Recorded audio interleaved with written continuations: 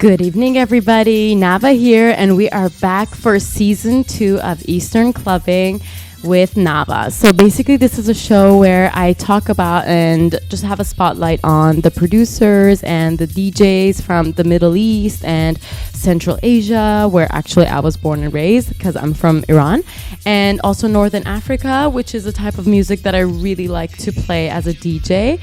And this episode's focus is on Lilian Shlela, which is one of my favorite shows because her music is absolutely inspiring, and I love it that it's on the same day as one of my songs has been released. So it makes it even more special because she is a fighter, and I feel like we kind of have that in common. So this episode is about Lilian Shlela. Stay tuned.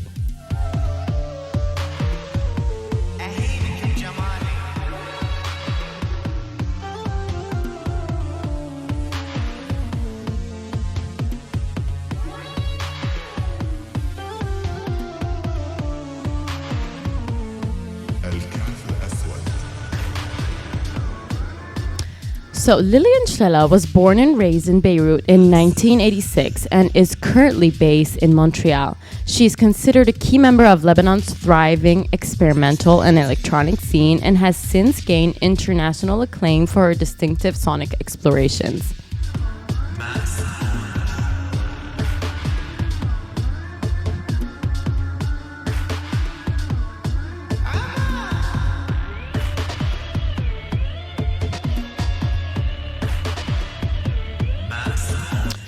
So her sound was described by Surrender to Robot as a delicious soup of everything that you occasionally burn your face with. And I feel like that is such an interesting kind of description because it's true. It's quite a unique sound. And I think that's what makes her sound so particular and so unique to her. And that is one important thing to have as a producer and a DJ. So Lilian has a cutthroat, principled attitude. If she doesn't like it, she won't play it, and if she does play it, she does not play it twice the same way. And I think that is super cool to have as an artist who's maybe a DJ who's playing a couple of times a month the same show, or maybe changing it up, but it sometimes could be, I don't know, kind of seem repetitive, but she's one of those artists that does not play the same track twice, and that takes a huge level of artistry.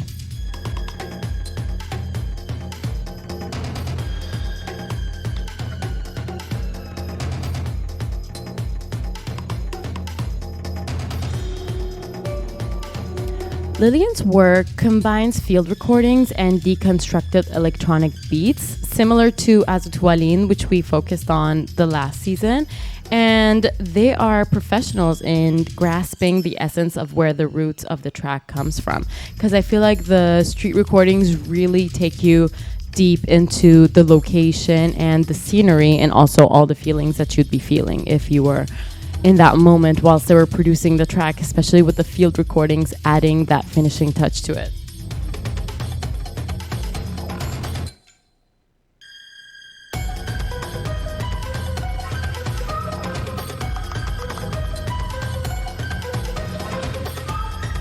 So as I said, Lilian is from Beirut, and it all started for her as the DIY scene in Beirut hit a creative peak in the early 2010s. Beyond her musical endeavors, Shlela invests in exploring the connections between improvised music, image, and movement. That's why recently she's been doing so many different projects that also gather all that aspect of movement and imagery.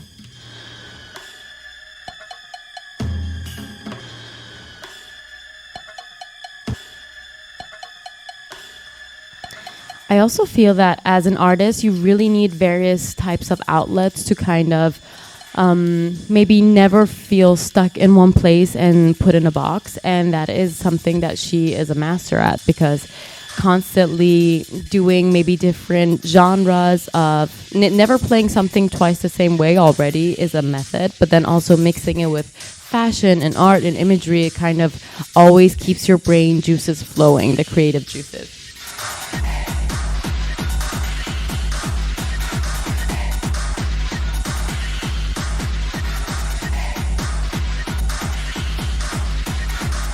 Okay, so let's talk about the music background of Cella. So she explains that my experience with music started when I was young.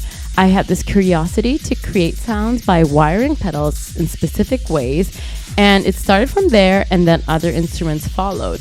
So she started with a small band here and there from school, and then started DJing, and that's how her electronic music journey began.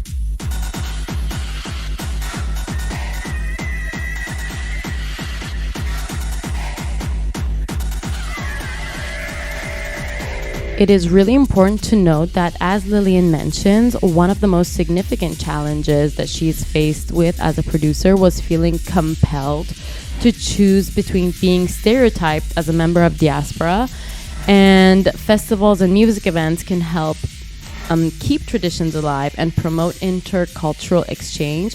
However, a counterproductive phenomenon is the exoticization of music, and that kind of confirms a stereotype. That is also what Zuli has been struggling with so much as well, to be always labeled as the electro choppy guy, as he mentioned. And I feel like that is kind of what a lot of the producers that I've been focusing on have had to kind of bring themselves out of that box and out of that limited kind of category. And Lillian has been one of which who has actually spoken out about this.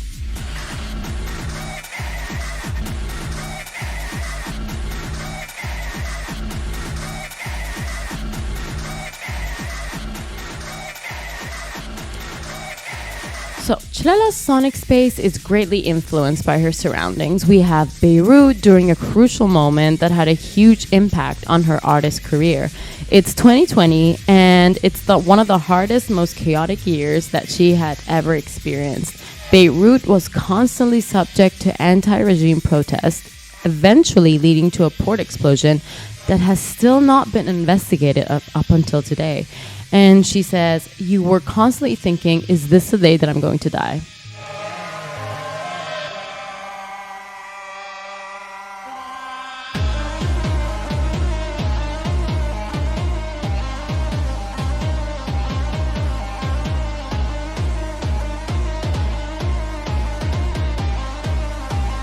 So before this hit Beirut in 2020, back in 2019, she was working on producing a compilation of her live club sets to be released as an album to kick off her tour. But then everything radically changed, and instead of re-releasing her club-friendly repertoire, considering what she was going through at the time, Lillian took a completely different direction and produced a dark beat switching sonic space.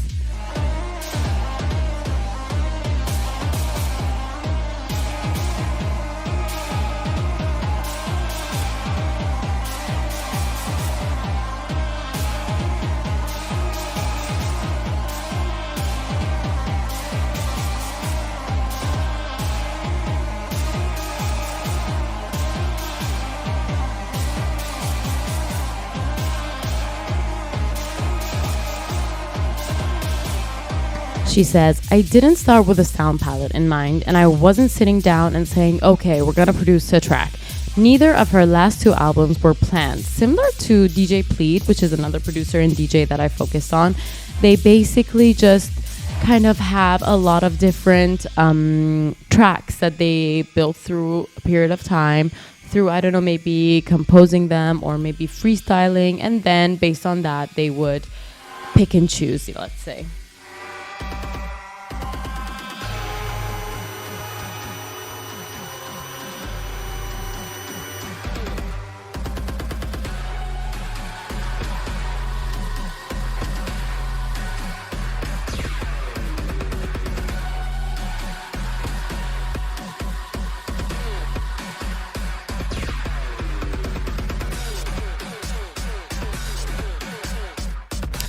Okay, this brings me to talk about Lillian's workflow.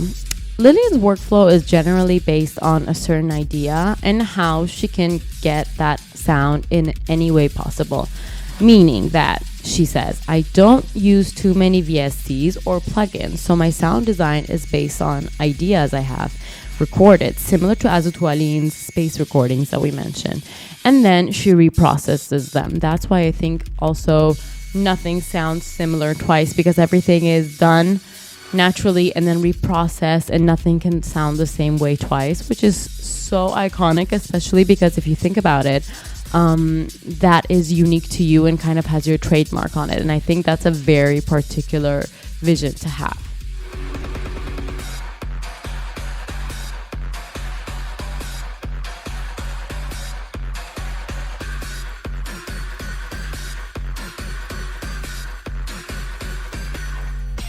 As a result, Lillian has developed a non-linear approach to music, one that challenges both the musician and the listener. And I feel like as a DJ and a producer, challenging your audience and also challenging maybe the other DJs and producers who want to play your tracks is quite a funny way to kind of interact with them in some way, and kind of it explodes that wall that's between the audience and the DJ or the producer and mixes the two worlds together.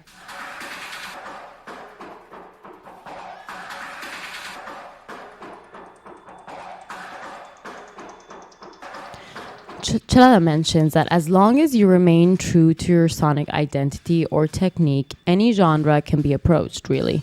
Tackling different genres means that you're expanding your know-how and your sonic comfort zone into various territories, which is mandatory for any musician, producer invested in exploring more, which is true because that is what I was talking about before as well. Just not only musically, but also with all these different art techniques like photography or imagery or visuals or fashion. She has been exploring all these different sonic territories.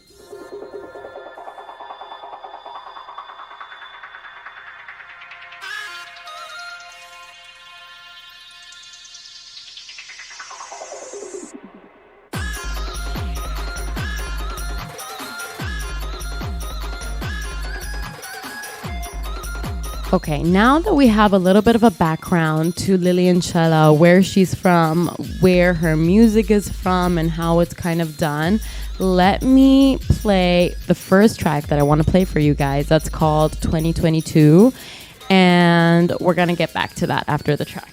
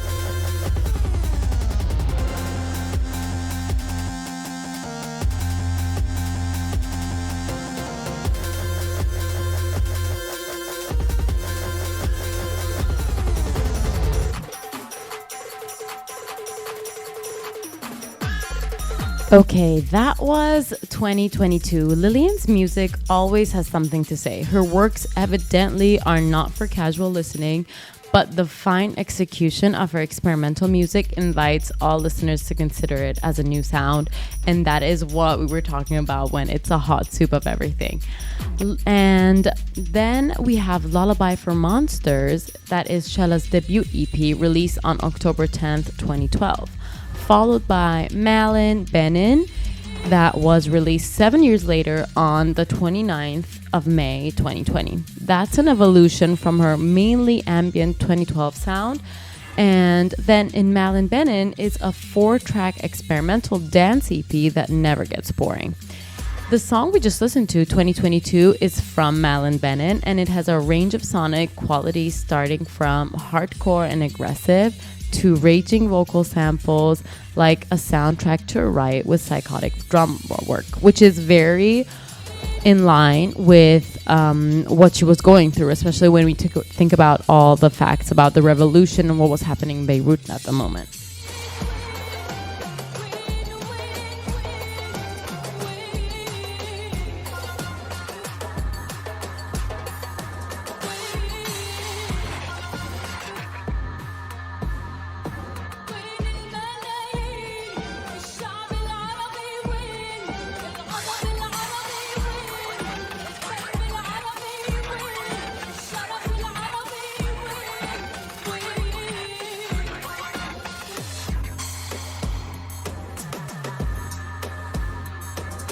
Okay, now I want to move on to my favorite album from Lillian, which is called Safala.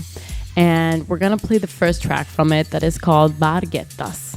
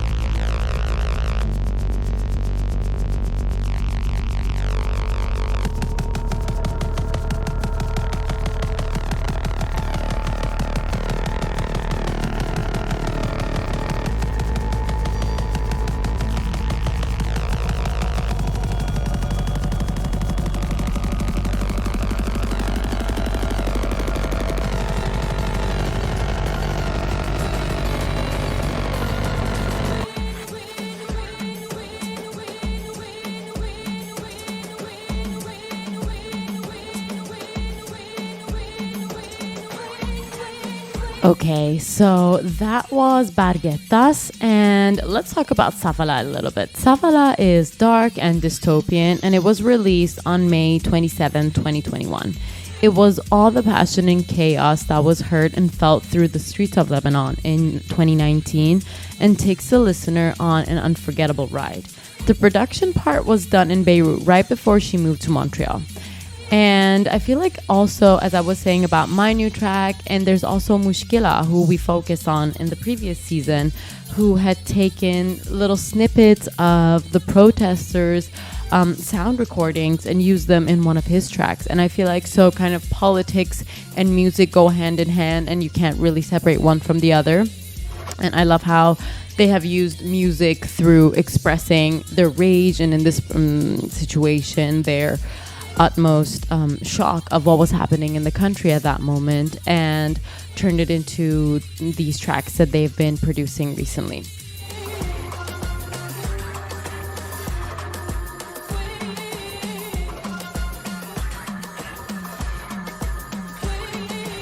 Whilst we asked Chela about Safala, she explains that it's an illustration of good versus evil. It is knowing that sometimes good has to become evil in order to figure out a way around all of that turmoil. When asked about the title Safala, Chela answers, in Arabic, actually it has two meanings. The noun can mean you bastards, or like you're insulting someone. And Safala as a verb can also mean you're failing. And the name of that track individually, the names of all the tracks actually come from an incantation her grandma used to say as to ward off the evil eye.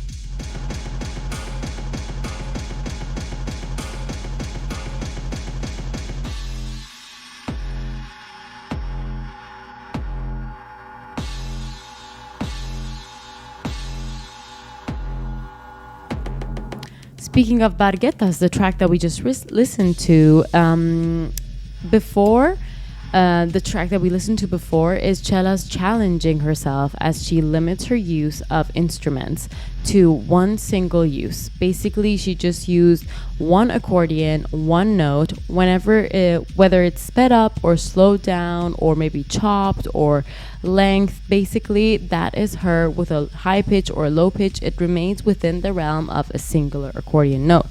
And that, as a producer and artist, I feel like is one of the most difficult things to do, because it's like taking away all the options you have and just sticking to one thing and trying to, I don't know, making that one thing work. But it's so creative, and it was amazing to me to see that something like that was even possible, let alone a dance track, like a track to listen to in the club.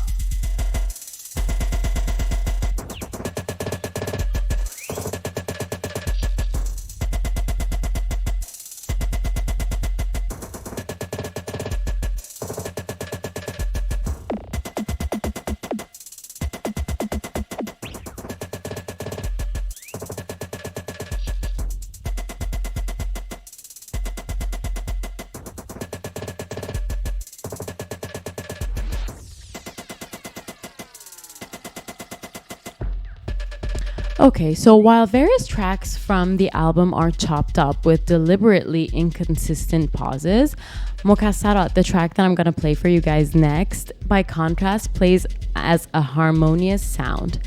And I love how this album is like listening to a live improv. You really don't know what to expect, because deliberately breaking away from the song anticipated structure can bring forth unexpected moments. And I feel like that's kind of really what keeps me hooked to Lillian's tracks, because you never know what to expect, and there's always something surprising you as soon as you think you've got it all figured out. So now we're gonna listen to Mokassarat.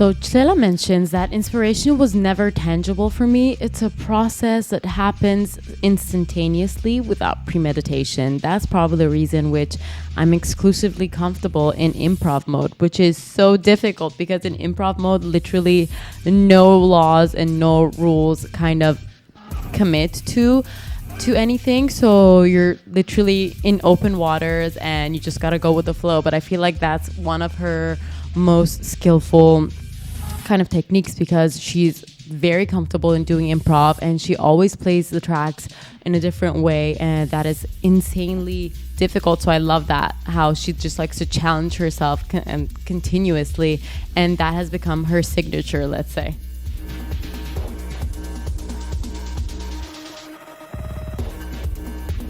And I'm also very curious in seeing how she plays all these tracks in a DJ set, because the one that we're listening to now is one of her boiler rooms, but I would really like to also listen to her integrate all these EPs together, and you can actually hear the different emotions that she was living, especially through these field recordings that as we talked about.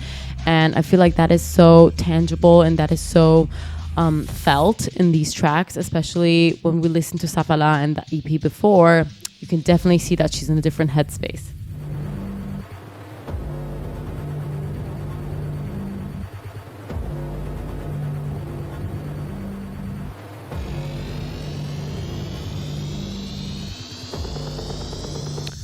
Okay, now we're gonna enter the world of Anatomy of a Jerk, Cella's latest album. I'm gonna play Bison for you from this album, and Anatomy of a Jerk is her latest album released on Mexico City's Infinite Machine label on July 5th, 2024, so it's super recent.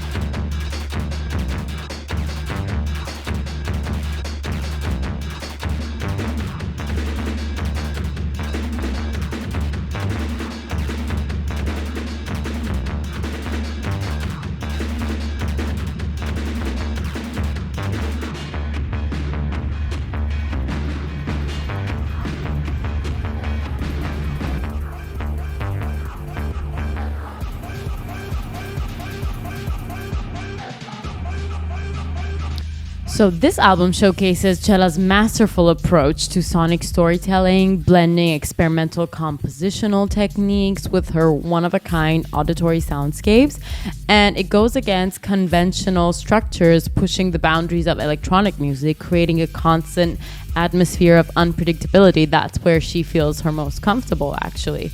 And she also mentions, the only thing that matters to me is the journey and the process itself, which entwines perfectly with her improv character and method.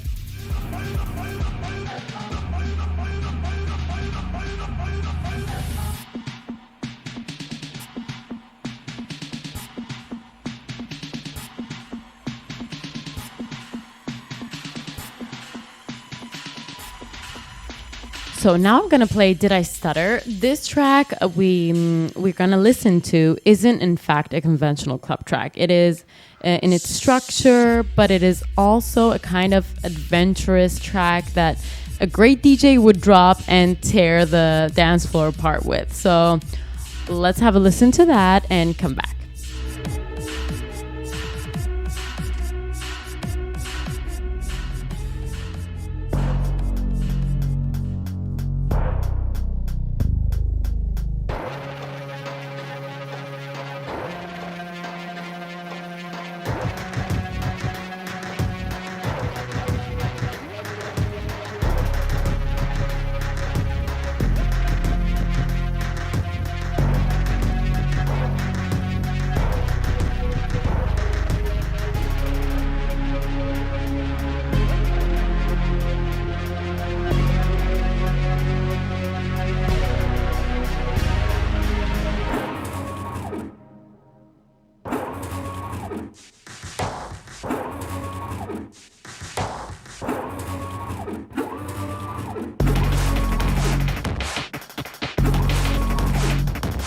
Absolutely my favorite track.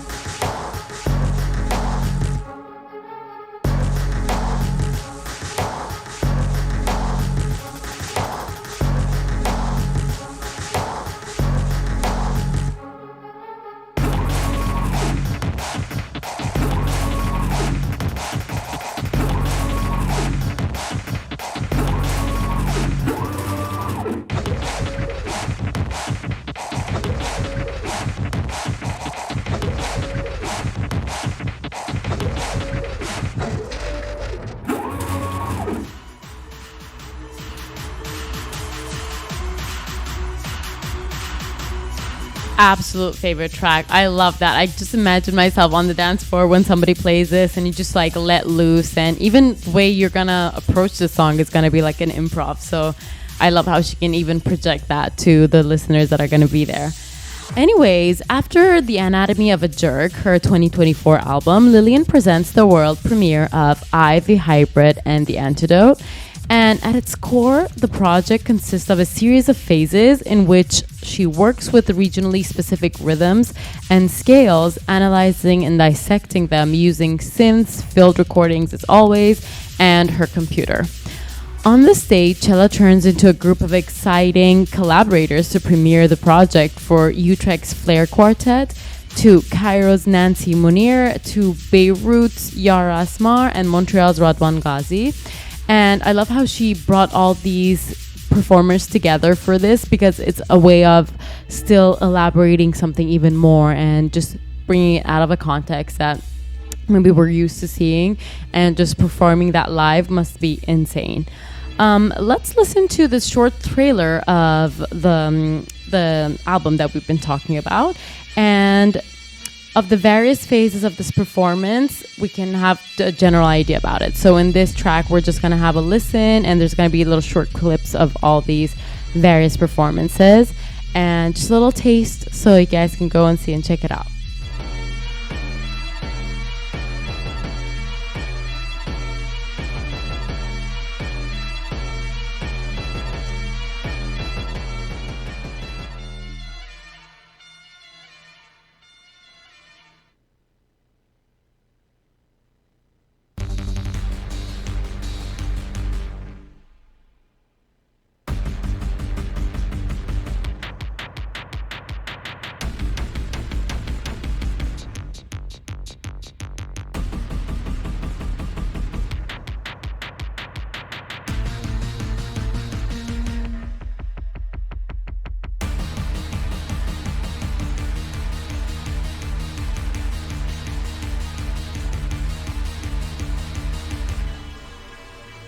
Keep in mind that the project has been produced as a part of a consortium commissioned, an initiative dedicated to spotlighting emerging artists from the Arab world, run by Brussels-based NGO.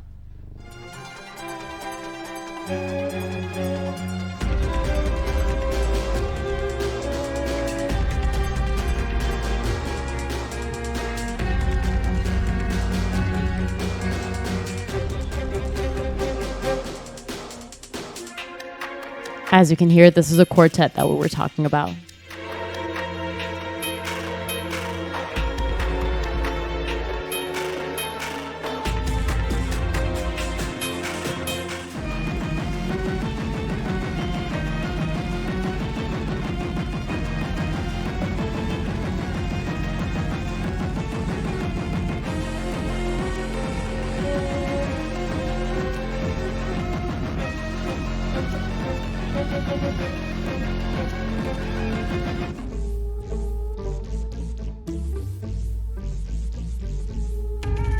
You can absolutely understand the concept of phases here, because they kind of entwine together, but yet they're separated. They kind of clash into each other. So I wonder how they would do it live, if the musicians would get off stage, go back on. It would be a really nice show to see.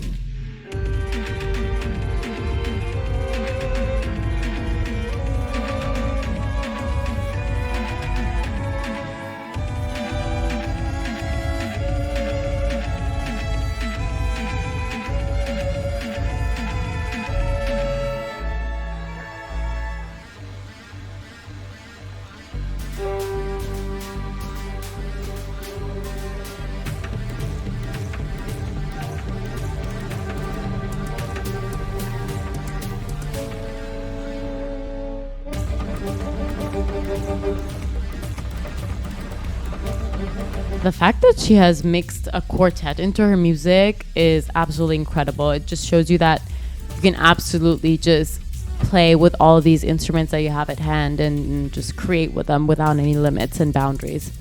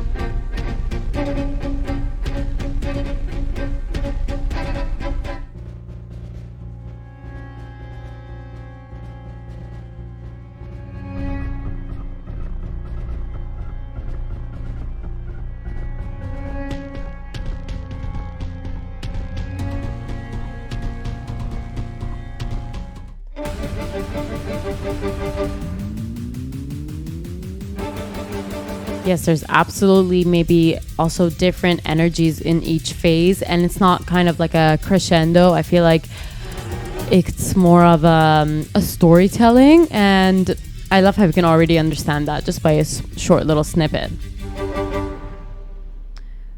Okay, so the last thing that I want to talk about, speaking of Miss Lilian Schlela, is her collective.